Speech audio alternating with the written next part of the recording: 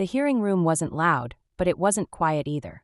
It was the kind of charged silence that only happens when every person knows something important is about to happen. Cameras were already rolling. A few aides whispered behind raised folders.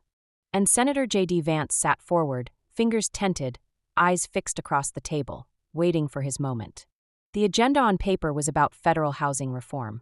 But no one in that room was really there to talk about blueprints or zoning laws. This was about something much deeper. It was about who gets blamed when America's systems fail, who gets help, and who gets humiliated. And sitting across from Vance was someone who knew exactly what was at stake. Representative Jasmine Crockett didn't come to the hearing to exchange polite talking points. She came armed with data, with stories, and with a truth most politicians flinch from. The truth that poverty isn't accidental. It's engineered, designed, reinforced. She adjusted her mic, took a sip of water. Her binder was thick, color-coded, marked with sticky notes. She wasn't rattled. She was ready. Vance had that practiced posture politicians wear when they're confident the numbers are on their side. His tie was loose, just enough to seem relaxed, but everything about his stance said prepared strike. He leaned in, waited for his chance. And when it came, he took it. "Representative Crockett," he said, voice even, camera-friendly, "you've pushed for more federal funding for cities like Dallas. But how do you justify that when cities under your leadership continue to suffer from violence, mismanagement, and chronic homelessness? Aren't we just throwing money at failure?" There it was. The shot. Not a question, an accusation dressed in concern. Not about policy, about power. It was the same tired narrative, that cities, especially those filled with Black and brown people, are broken beyond fixing. That any money sent their way is wasted. That people like Crockett aren't leaders, they're liabilities. The silence that followed wasn't confusion. It was anticipation. Crockett didn't flinch. She didn't blink. She reached slowly for her binder, opened to a page, and then looked up, not at Vance, but past him. Past the cameras. Past the marble walls.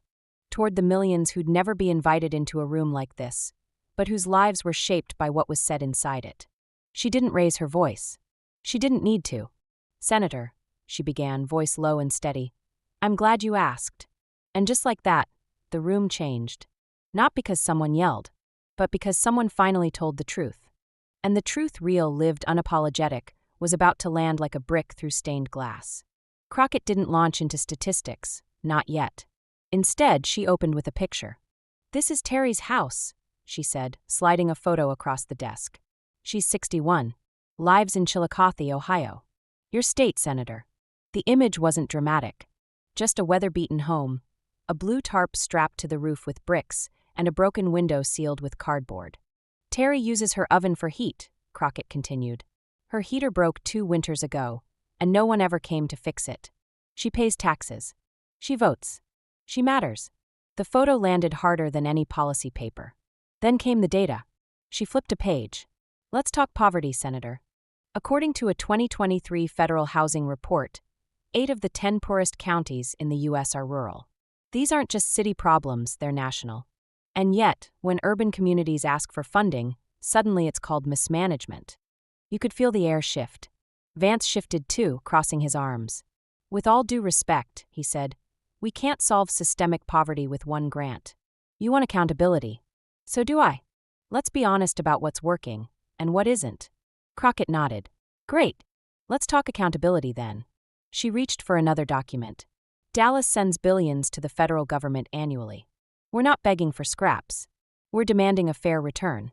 Meanwhile, your constituents in Ross County, some of whom still lack access to clean water, got left behind when you voted against the Rural Housing Stability Assistance Program. That bill would have helped both of us." Silence. "But here's what really bothers me," she said, locking eyes with him. "When rural poverty hits, white families in trailers, small towns with crumbling infrastructure, it's called a crisis. When it's Black and brown communities in cities, it's labeled failure." The room froze. "That's not data. That's bias." A few staffers murmured. One of the younger aides typed rapidly into a phone. Crockett kept her voice calm, but her tempo sharpened. "You want to talk about why cities are struggling? Try decades of redlining. Try highways built through communities. Try underfunded schools and health systems intentionally designed to fail." She wasn't ranting. She was testifying. I didn't read about this in a policy brief. I lived it. My mom worked 2 jobs. My brother and I shared a couch. We weren't lazy. We were locked out of opportunity. Vance opened his mouth, but closed it again. Crockett leaned in. I'm not here to play rural versus urban. I'm here to break that lie. Because when we divide working-class Americans, the people in power get to stay comfortable while the rest of us argue over crumbs. The moment had turned. This wasn't just a policy debate anymore. It was a mirror, and no one liked what they saw in it. Crockett closed her binder, not out of exhaustion, but resolution. Her voice softened, but didn't lose its grip. Let me be clear, Senator, she said, looking directly at Vance. I don't come to these rooms to perform. I come because people like Miss Leona from South Dallas don't have a mic.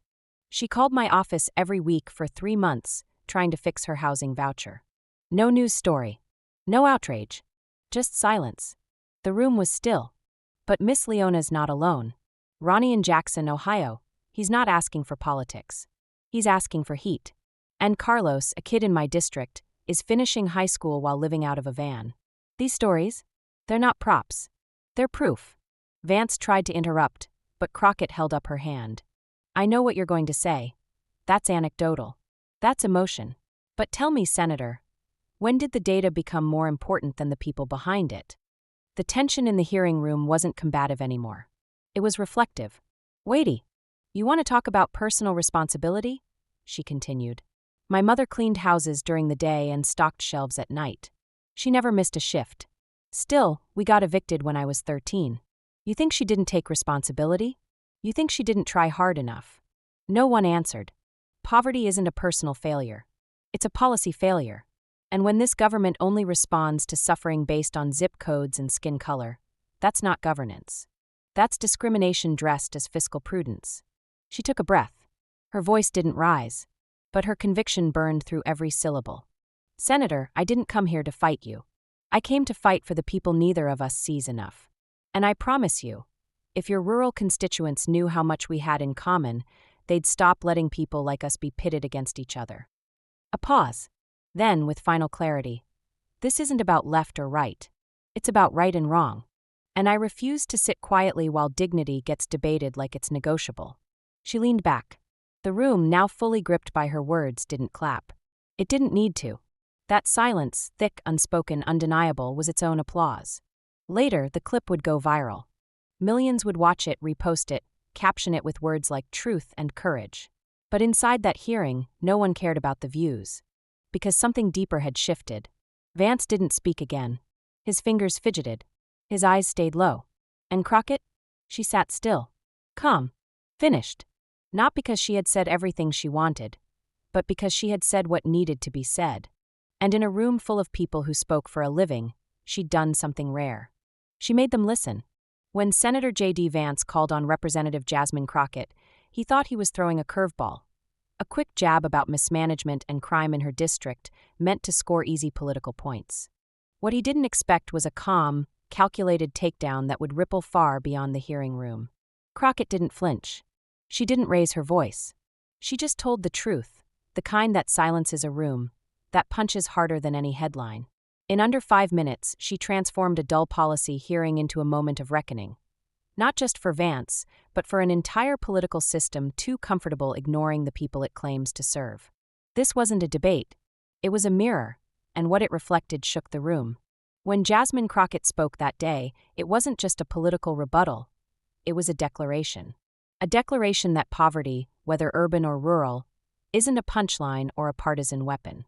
It's a lived experience felt by millions and too often ignored by those in power. She didn't use her voice to grandstand.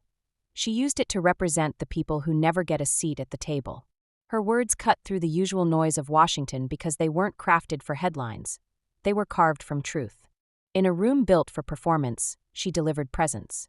And in doing so, she reminded the country that real leadership doesn't come from scripted talking points, but from lived empathy and moral clarity.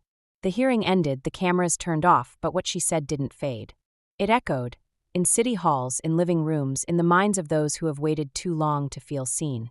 And maybe, just maybe, it reminded a few more people that compassion is not weakness, and silence is not strength. The next chapter of housing reform won't be written in comfortable offices, but by those willing to speak uncomfortable truths. Jasmine Crockett proved she's one of them.